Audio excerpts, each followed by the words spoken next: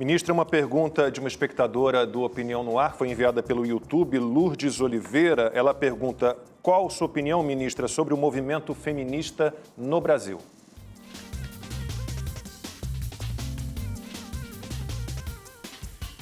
Olha, eu costumo falar que o movimento feminista trouxe, sim, alguns avanços, algumas pautas estão consagradas, mas eu não compartilho com todos os ideais do movimento feminista. Então, essa é uma opinião que eu sempre, o tempo todo, estive trazendo e manifesto ela sem nenhuma vergonha, sem nenhum medo de retaliação. Não compartilho com todos os ideais do movimento feminista.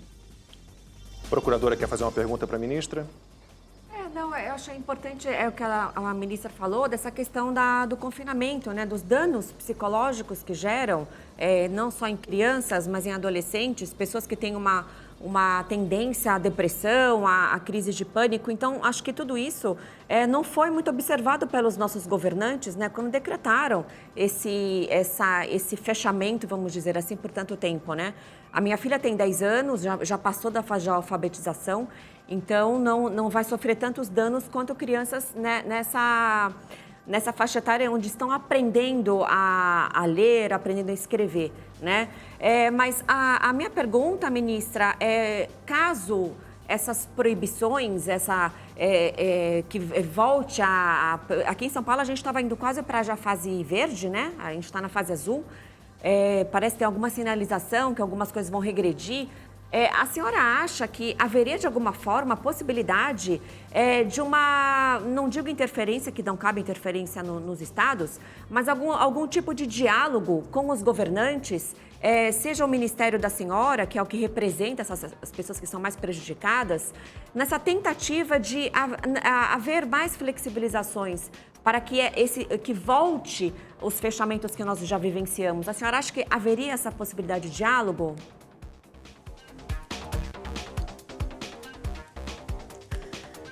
Nós aprendemos muito, doutora, com essa pandemia. Ninguém estava pronto, ninguém sabia o que fazer. Foi tudo assim, vupt! E todo mundo foi tomando decisões e todo mundo tomando atitudes sem se conversar. Eu creio, e por causa dos danos que nós vimos aí, de ações terem sido tomadas sem pensar, sem refletir, eu creio que nesse momento agora vai ser mais possível, sim, um diálogo. Sabe por quê, doutora? A própria população está querendo isso. Porque, assim, os números mostraram que o isolamento, ele não surtiu o efeito que a gente queria para evitar a pandemia.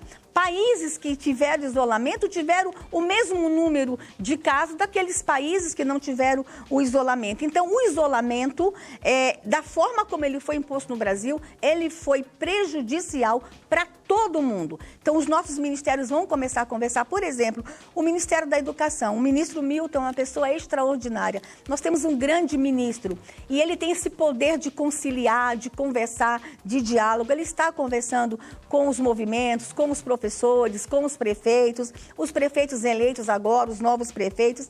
Eu acho que agora, doutora, depois de tudo que a gente está sentindo na pele, especialmente essa crise econômica que foi imposta, eu acho que todo mundo vai sentar, vai conversar. Eu vejo mais esperança agora da gente juntos encontrar respostas que não seja esse isolamento da forma como foi imposto. Amanda. Ministra Damares, nós estamos em meio a um processo eleitoral. Gostaria até de retomar a pergunta da nossa internauta, acho que é Lourdes, né, o nome dela, sobre o feminismo. A gente tem uma subrepresentação... Lourdes Oliveira. Lourdes Oliveira. A gente tem uma subrepresentação de alguns grupos na política, né, de muitos, aliás, os negros, mulheres, índios, transexuais.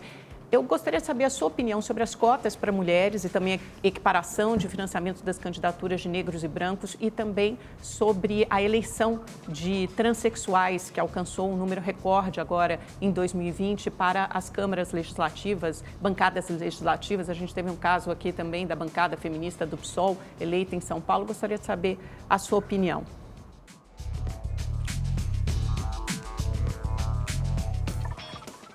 Amanda, eu confesso para ti que eu estou muito triste com o resultado da eleição municipal. Ainda temos 900 municípios que não conseguiu eleger uma única mulher vereadora. E em 2019 inteiro, Amanda, nós nos preparamos aqui no Ministério para uma mega, super, hiper campanha de mais mulheres na política.